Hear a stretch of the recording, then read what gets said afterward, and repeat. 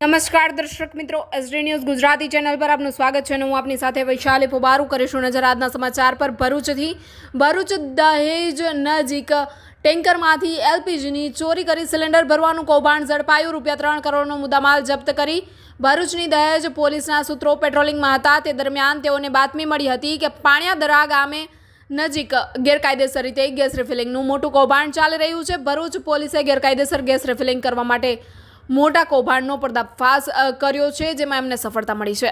LPG ભરેલ ટેન્કરમાંથી ગેરકાયદેસર રીતે સિલિન્ડરમાં ગેસ રિફિલ કરવામાં આવતો હતો. ભરૂચની દહેજ પોલીસના સૂત્રો પેટ્રોલિંગમાં હતા અને આ દરમિયાન બાતમી મળી હતી પાણિયાદરા ગામ નજીક ગેરકાયદેસર રીતે ગેસ રિફિલિંગનું મોટું કૌભાંડ ચાલી રહ્યું હતું, જેના આધારે પોલીસે દરોડા પાડતા એલપીજી ભરેલ ટેન્કરમાંથી કમર્શિયલ સિલિન્ડરમાં ગેરકાયદેસર અને જોખમી રીતે ગેસ રિફિલિંગ કરવામાં આવી રહ્યો છે. પોલીસે દરોડા પાડતા ગેસ રિફિલિંગ કરતા તત્વોમાં દોડધામ મચી ગઈ હતી.